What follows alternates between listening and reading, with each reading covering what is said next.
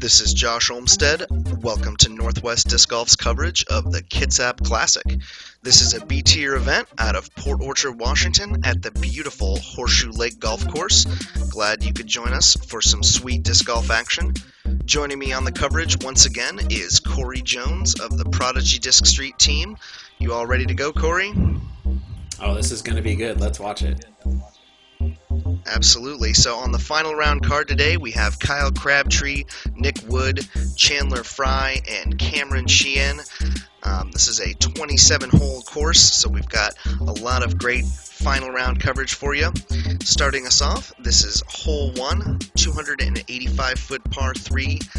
Really simple, wide open hole. Just a basic, easy flick for these guys. Kind of a warm-up hole. What do you think, CORY? Yeah, this is going to definitely be a good warm-up hole and one that they're all going to need to attack as a must-get birdie on this long 27-hole course. And you can see Kyle making pretty easy work of it there with the sidearm. Nick Wood looking to follow, it would seem. But definitely a hole they're all going to need to attack and look for that birdie. Definitely. As you can see, Nick's cut up a little bit in the trees, but he got a nice stop. It's probably only 30 feet from the pin. And Chandler here lining up his backhand putter shot. Yeah, it's a little out of the norm as far as the card's concerned, and it looks like it left him with a longer putt than he would hope for, but I'm sure he'll be able to convert for an easy par at worst. And Cameron, being the lone lefty, is going to get to play that big hyzer round, so it's going to be real natural for him, and that's a great shot. Yeah, it's always nice having a lefty on the card because you get to see a whole nother approach to these holes. Wow, look at Chandler. Wow, what a great way to start the round. Definitely going to need to see that on replay here. Yeah, that's the confidence you need starting the round out with a little misfire like that, and that's a beautiful putt from Chandler there. Yeah, that was a no-doubter, center of the chains. So we see Nick Wood, a little short on his putt there. Little shy. He left himself with a little bit more than he would want to chew off for that first putt. And you can see Kyle there with the tap in. Nick's going to clean up. Cameron's got to tap in. So everybody else made pretty easy work, and Chandler made it look pretty fun. Yeah, Kyle, definitely the story of the first round. Shot a 22 under par, which is an incredible 1067 rated round. Just kind of hard to keep up with that. Yeah, it's absolutely phenomenal. There's not much you can do when that's happening around you. Definitely. It'll be interesting to see if you can keep that rolling this round. So hole 2, we've got a 340-foot par 3. This is another pretty open par 3, but it gets a little trickier. It's downhill. Got some trees on the right, and if you get unlucky, you can see you've got the ball golf green down there, and pretty much like all ball golf, disc golf courses, all the greens and sand traps are going to play out of bounds, so makes the whole course a little bit tougher. Absolutely, it'll add a little bit of challenge, and of course it'll help respect the property, which they've been so gracious to let us play on. So it's been good for everybody involved. Absolutely, yeah. No, definitely want to mention. This is the second year of this event. Last year was the first time that this disc golf course was in play at all, and partly because of how good the response has been and how good the community's been, the golf course is planning to make this a permanent course. Yeah, it's actually a permanent course now. It's if the course is open, you can set up a tee time. So I encourage everybody to get out there and check out Horseshoe Lake. And what a putt from Kyle there to go 2 for 2. A little short there from Cameron, a little uphill, didn't quite give it what it needed.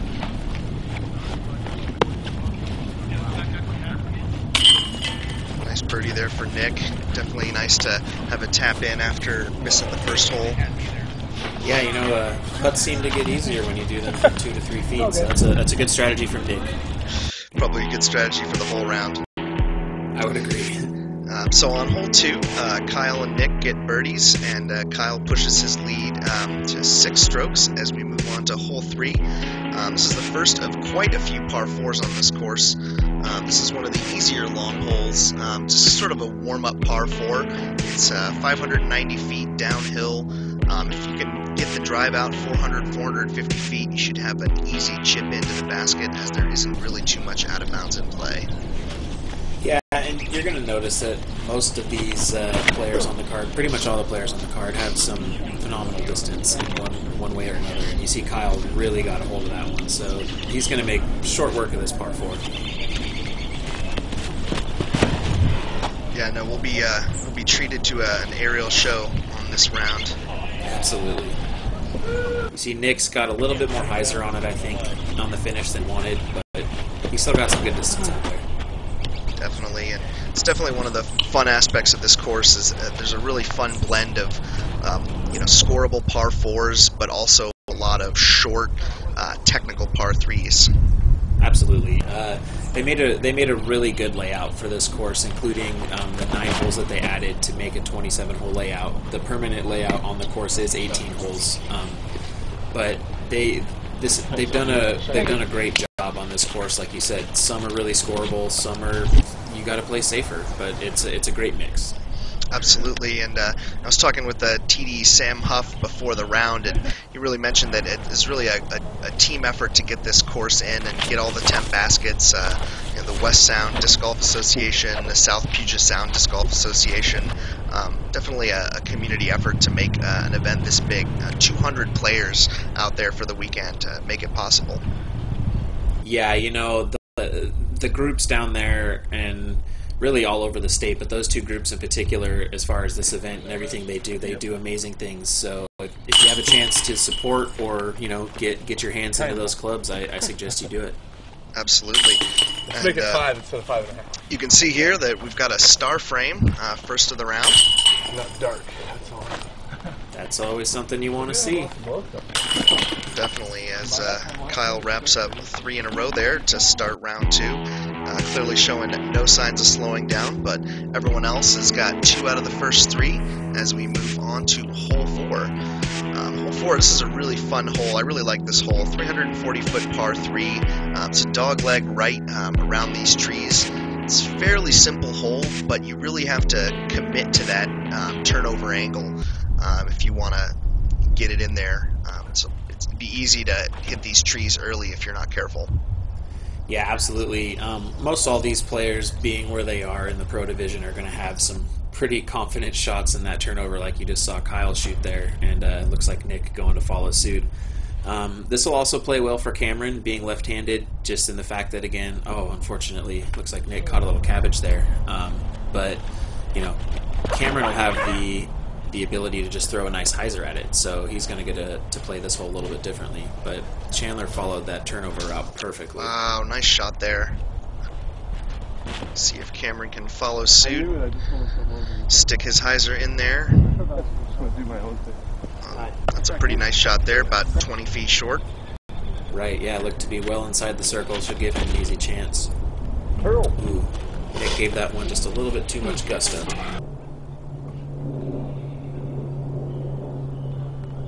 Cameron cleans out a nice birdie there. Great job by Cameron, man. 3 for 4. Definitely good start. Cameron had a really hot round, first round. He's definitely an up-and-coming pro, but not quite at the 1,000 rated level of the other 3 guys on the card, so good work getting onto this final card. Absolutely, yeah. Big shout out to Cameron. He's also on the Prodigy Disc Street team, so big ups to him, man. He's doing it. Keep your eyes on him. Absolutely. So everyone but Nick gets a birdie there as we move on to hole 5. This is a 700-foot par 4. Now we're starting to get into the real bomber holes. This is a really nice risk-reward drive. So all of that left of the path is going to be out of bounds. So if you air your drive out a little bit too much, you can get in trouble. But at 700 feet, there's also a lot of incentive to really just crunch this drive. And as you can see, they're throwing off. They're sort of aimed directly at that out of bounds. Right. Yeah. It's a great shot shape because it's gonna force you to commit a big shot. And you can see Chandler here opting for the roller, which I think is a great play. He might have got a little more flip on that than he wanted, but Shorter than you have a lot of options here on a hole like this, and it's not just a straightforward 700 feet. So it does give you just a little bit to think about. Yeah, it looks like he just didn't quite hold that line. As you can see, Cameron throwing a really nice hyzer. That had some good flex to it. A little bit short, but he's going to have about 300, 350 to the pin. Yeah, and you know, with the distance these guys have, that's a plenty safe play. I mean, that's an easy 300-foot wide-open field shot from there to give himself a tap-in birdie, and that's a smart play. You don't always need to go for the eagles, and sometimes you get to enjoy the deer. Yeah, you can see we've got some visitors on the hole. You know we're in the Northwest because there's always a lot of wildlife in play. Absolutely. Best gallery out there. Chandler looks like he might have left that a little shorter than he wanted, but he's still going to have a respectable chance there. Big jump putt. Definitely. Cameron here, he's running that right, and he needs that to get back in play. Ooh. Unfortunate. Yeah, that went a little wide for him. You know, I think he was just trying to bite it off all the way and get it right up under there, and he let it go just a little wide. Yeah, that's definitely a challenge if you try to run the green on some of these holes. There's a lot of OB that's right near the pin. That was a great shot from Kyle there. So Nick, after that huge drive, he's got a pretty easy upshot, and he does a great job there. Wow, excellent upshot. That's amazing. Cameron looks, oh no, that looks like it did the same as his last shot and just carried out of bounds. Yeah, it looked like he kind of maybe just grip locked that putter a little bit. Yeah, I think this hole's just getting in his head a little bit, but knowing Cameron, he's going to shake it off and he's going to continue to perform. Definitely. Kyle lining up here. Well, that's a great birdie. So that's 5 in a row for Kyle Crabtree. He just will not cool off. Yeah, you know, for anybody at home that doesn't quite know Kyle Crabtree yet, he's, I think, number 6 in the world, which you might say is kind of okay. Yeah. Oh, no. Oh, no. Short little flub there from Nick, but again, just like Cameron, I know Nick pretty well, and he's gonna smile, he's going to walk that off, and he's going to do something better.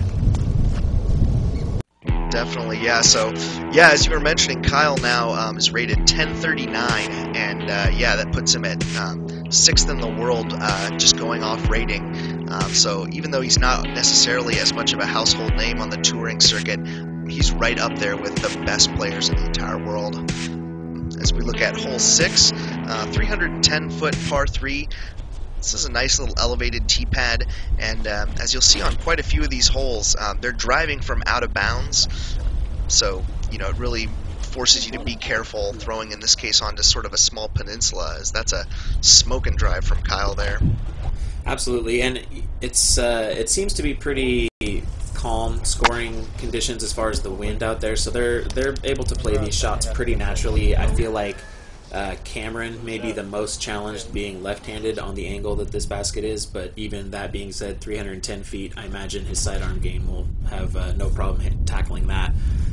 But as you mentioned, it's a really good design feature, again, where they made a peninsula type green, they give it the out of bounds, they give it the elevation. You have a basket on basically a hilltop, so you can roll away from either side, and it really forces you to make a placement shot. You know, 310 feet becomes a little more daunting when you have to put all those factors into play. Absolutely. As you can see, Cameron got a nice skip off the pavement, and he lines up a great 20-footer there. Good job bouncing back after that 6 on hole 5. Absolutely. Nick there just making easy work of that birdie. I had 2, I only had 1. Yeah. But why do you need another one? Why do you need another one? That's just a little extra commentary from Nick Wood there. Yeah, you know I got a couple. You know you're playing good when your group's gotta razz you for getting 6 birdies in a row to start the round. Absolutely. So this is hole 7, 620-foot par 4. This is a really cool hole. It's a dogleg par 4, and as you can see down this path, everything to the left of this path is out of bounds. So these guys have to pull a drive out to the right to bring it into play. But you don't want to go too far right because the pin is back tucked in on the left in that grove of trees. So makes for a really visually dynamic drive, especially with that tight window. Absolutely. This is one that's going to challenge all of these players, and from looks of it here, that never made it in bounds. Double cross? Yeah, it's a rough break. You can see that really almost came in, and unfortunately he's going to have to re-tee for his third shot. Ooh, same thing. It looks like Mine Nick's might have crossed. might have crossed on the edge, but pretty much followed that line that Kyle threw there. So this is going to be advantage Cameron left hand. There should be no problem for him to find something safe on the right side of that fairway. It works. Yeah, Help me. You can hear he's happy about that. yeah, no, after watching those first two go out of bounds, he knows he's in the safe spot out there. Way to get it over. Chandler, he committed. He wanted to make sure that thing made it out to the right, and he got a hold of that drive. That was an absolute bomber. That's a huge pump from Chandler. Yeah, he definitely has the arm to really put a lot of hurt on these par fours. I've watched Chandler play a good amount, and he's got a cannon of an arm. Yeah, it's a privilege that I get to play with him as much as I do, and let me tell you, that guy knows how to throw things pretty far. Absolutely. So Nick here throwing his third shot. See if he can give himself a chance at par, and he's got about a 35-foot putt. It's a nice job getting up there. Absolutely, yeah. You can't ask for too much more. I mean, you know, he would like more, but see Cameron there with the sidearm. Looks like it went a little long, but that's going to be okay. He's going to have a putt from there. So here is Kyle after his second OB. That's his fifth. So he's going to have a putt to save 6 and try to limit the damage to just 2 strokes. And, you know, that just shows that this course can take on anybody, including, you know, top 10 in the world ratings-wise. This course has a chance to put a little teeth in you. And unfortunately, Kyle let that happen to him on this hole. But I think he's going to have no problem bouncing back from that, just statistically speaking. Definitely, yeah. Watching this course, one of the best aspects is that every one of these holes is birdieable for these guys, but there's a lot of these holes where you can get a bogey, double bogey in a hurry. So you know, you're going to get to see a lot of good scoring separation. Absolutely. I mean, I would say that the dynamic difference on here is that a lot of these holes, as you said, that are going to have birdie scores would have bogey scores when other ball golf courses wouldn't necessarily have them combined on the same hole. Definitely. So you can see there, everyone with a different score. Chandler with the birdie takes him to 6 strokes back of Kyle, and he will take the box on hole 8. We've got a 320-foot par 3. This is a nice straight hole. Definitely sort of reminds you more of a regular disc golf hole, even though it's got that nice ball golf tee box. Just playing up here into some pine straw down there. Yeah, Chandler seemed to make pretty easy work with that. I would have to imagine he threw a putter there. Off my desk in there. Ooh, Nice good skip. shot there, yeah. I would have to would've imagine gone in that's off one of your the desk. OG D1s. I know that Cameron's a fan of those D1s there for their great motor stability. Yeah, no, they're definitely really piggish to throw. I can't turn mine over at all. Yeah, that's one thing they are not meant to do. I can attest to that. Looks like Kyle lining up with the forehand route here, and that's going to make pretty short work of this 320 feet. That's a good shot there. So Nick first up to putt. Good run. Give it a good chance there. Yeah, you know, he's having a semi-rough putting day, but he's not... Ooh, that's definitely an unfortunate misfire for Kyle. But Nick's not missing by much. He's right there. Great birdie for Chandler. It's going to be the first one to cut into get the lead down to 5 strokes there behind Kyle. Yeah, he's making a great push right as Cameron tapped in his birdie there.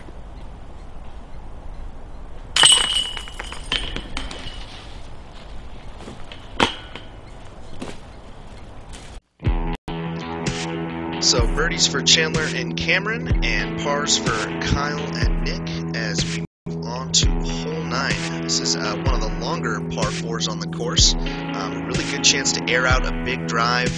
There's just one tree in the way off the tee. There's OB on the left of the fairway with a protected pin down at the end. But really, it's a pretty wide fairway, so it's a good opportunity to get it out to 400, 450 feet if you can. Definitely, these guys are going to be trying to throw it as far as they can. Yeah, it looks like Chandler got a little unfortunate hit off that tree, but he's got a lot of power, so he's Tree right there, guys. fortunate enough that he was able to carry through. Yeah, I was surprised with how much that took down, that it still made it about a good 300. As you can see, Cameron pulls out a great turnover shot. Nice job getting it out there. That was a great flex shot from Cameron. Yeah, this is a pretty natural hyzer hole for most right-hand players, unless you're going for a longer flex shot. But it's going to give you a lot of options once you get out there. There is quite a bit of Yeah. Kyle looks like he turned that over just a little much that he wanted, but again, you can see that there's plenty of room for him to decide how he wants to attack this, and he's got more than enough arm to get to where he needs to be.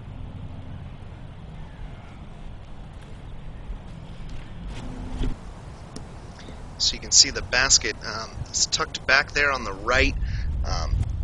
Definitely a challenge to keep a turnover that far. As you can see, Chandler is going to opt for the roller, and that is looking pretty good. If that works out, that'll be a really nice line. Yeah, taking advantage of those ball golf fairways. The roller is a great shot from that quick little angle of the basket there. It looks like he's well within his putting circle. Yeah, he's just about 15 feet from the pin. So Cameron, lefty, he's got a good line in on the pin.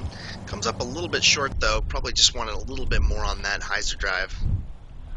Yeah, I feel like he was maybe a little more tucked into the trees for that initial shot there, but he's going to have some work there and something that's in his range if he's able to connect. Ooh, that looked good from Kyle. I think he thought that might have had a chance. I thought it had a chance. Oh, great run from Nick Wood as well. Yeah, Nick drawn medal on quite a few of these early holes. Oh, Cameron as well, yeah. I mean, that's how you get to this level, though. Even when you're missing, you're not missing by much. And Chandler, he's not missing right now, so he's starting to catch that flow that he needs to for the push he needs to make. Yeah, that's great work by Chandler. That's 3 in a row, getting the early turkey. And I believe that's going to cut the lead down to just 4 strokes behind Kyle, as he takes the round lead at 5 under par. As we move on to hole 10. This is a 280-foot par 3 downhill, and this is definitely the first hole that really feels like a lot of what you see on ball golf courses. You know, the pin is tucked in. There's a lot of out of bounds. There's a path just behind the pin, as well as the bunker.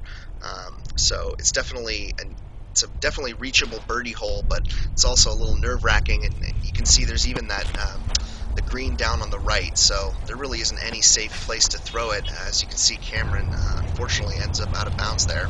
Yeah, he unfortunately found one of the least safe places to land. But you're right. You know, they pretty well took a page out of the playbook on your go-to type green for this ball golf, disc golf collaboration course, where like you said, you got OB path, OB bunker, OB green. You can see both Nick and Kyle had to play pretty close to that for the shot they wanted. So 280 feet can become pretty challenging with all these elements. Definitely. Ooh, and you can see Nick, he didn't even wait for that to hit the basket, and he knew that was off right out of his hands. Yeah, it's unfortunate. You know, like I said, he's having a bit of a rough putting day, and Chandler's just catching on. So sometimes that's hard to follow up when you're having a little bit of an off moment and you're seeing your card mates just catch up. It can get in your head. Definitely. And you can see behind the hole there, they've got the golf carts, as that looks to be the tournament central area for the golf course. Yeah, that was just right over there at the pro shop, and it's a privilege to get on this course, use the carts, and enjoy the property. It's absolutely a must play. If you're anywhere near the area, you need to check it out. Definitely. Hole 11 here, we have a 690-foot par 4. Some pretty straightforward par 4. Right up the middle, turns in toward the right at the end to a pretty protected green. Definitely not a gimme 4 by any means, but it's a good opportunity for these larger armed pros. That'll be a hard There's Mando. actually a little bit of a Mando over there. I think Chandler just stayed to the left of that Mando. Okay. Yeah, it was hard to tell from this angle for sure. And that's a great drive from Kyle there. Wow, you can hear the snap on the disc coming out of Nick's hands. Yeah, he gets a hold of those. You know, like I said, he's definitely one that's known to throw far. Ooh, as it looks like Cameron is going to join Chandler over there on the right. You guys coming through the whole ride? Looks like it got a kick out there, so he's going to have a chance to attack this pin. Unfortunately, gets caught up in the trees there. Yeah, it didn't look to be ideal. Chandler going for the big turnover shot. And looks like he got caught up in the same trees that Cameron did. Good idea, though. Absolutely. From where he was at, he didn't have too much more options, honestly, so he had to go with what he could do. Definitely. Oh, that's a great shot from Kyle. Making this hole look pretty easy. Absolutely.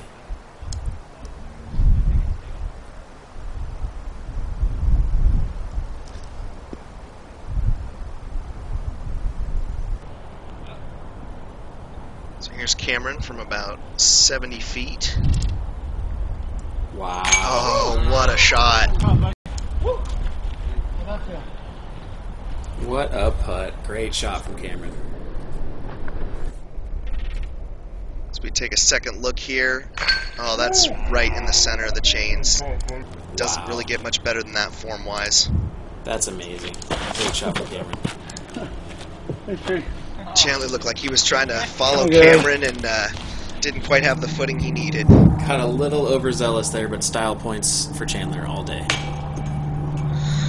Wow, and that's about the third or fourth shot for Nick this round that has hit solid cage. He's just been so close, you know, so close. It's unfortunately just not his day on the putting green. Definitely, although he's definitely got a lot of room left in this round to catch up. That is the case. So Kyle with that 3 pushes his lead back out to 5 strokes as we move on to hole 12. This is a 350-foot par 3. This is a fun little hook shot around the trees. Good test of your forehand game for the right-handers. Definitely loving all the great scenery here, all these big trees, and you know, a lot of these holes, you know, they don't just use the ball golf tee pads. They really took a good effort to really make some creative teeing areas here, as you can see. Yeah, you know, it's fortunate that we were able to have some of the local minds and heads of these clubs get together and make a layout that's just really fun to watch and even more fun to play. Absolutely. Chandler there, taking a turnover mid-range. Comes up a little bit short there. Yeah, it looks like it just caught a little tree at the end of its flight there. Nick opting for the forehand, much like Kyle did. Looks like he hits the same tree that Chandler did, but he's got about 35 feet. Let's see if he can make this putt. Oh, that's metal again. Full commit. A for effort. Oh, that felt good. Chandler thought he had that one. Looked pretty good out of the hand. I think he just gave it a little too much. And there's another birdie for Kyle, keeping it going this round. Seems to be a theme for him. Yeah, that gets him to 7 under this round as Cameron makes a nice birdie there. What's that?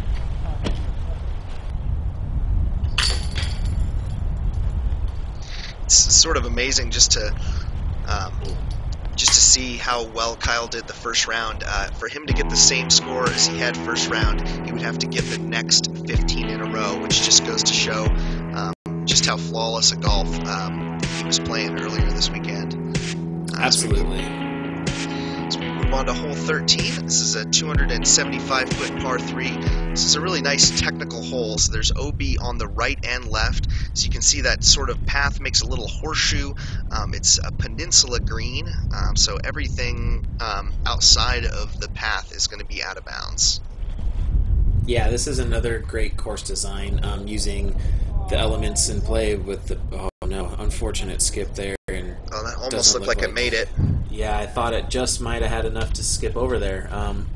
But you can see it's another one of those examples where 275 feet becomes a lot more challenging than it would in most any other setting.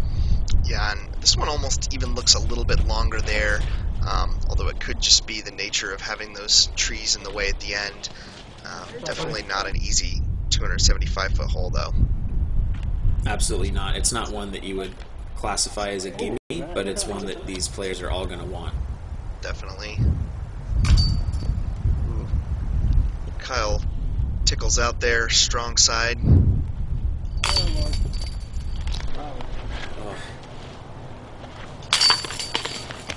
Nice job by Nick there, getting that birdie after back on board.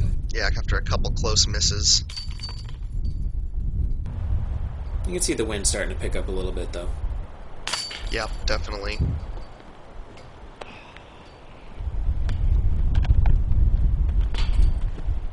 So Chandler taps out his par. Definitely wanted to get that one. And going into the last hole of this part 1, we still have a 6-stroke lead for Kyle. And we're going to end up with hole 14, 645-foot par 4. Nothing really in the way off the tee. Good chance for these guys to really stretch their distance. The only real trouble is long and to the left. There's some OB. Yeah, the way this hole's designed, though, unless you really misfire off the tee pad, you're not going to have to worry too much about the left. In my experience playing, you'll see a lot more trouble with players turning their drives over to the right a little bit too much, just trying to get more distance than maybe they naturally have. I doubt we'll see much of that on this card. I think it's going to be a pretty straightforward par 4 for these guys. Absolutely, and you can see that's a nice drive for Chandler there, keeping it in the short grass. Yeah, he got a hold of that one.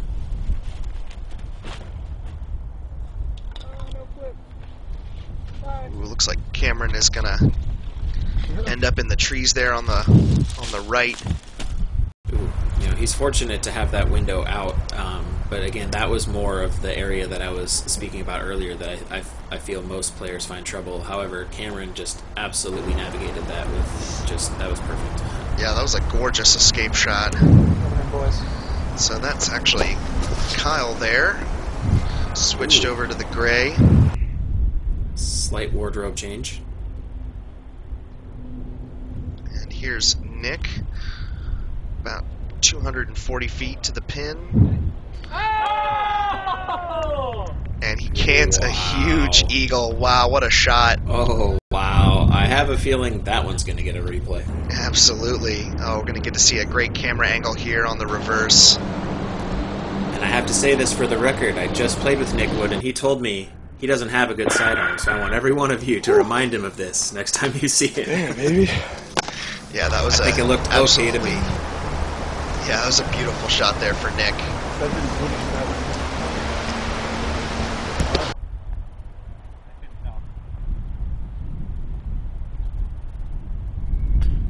Ooh, Chandler playing a little high. Maybe that tailwind caught a hold of his disc a little bit. It's very possible.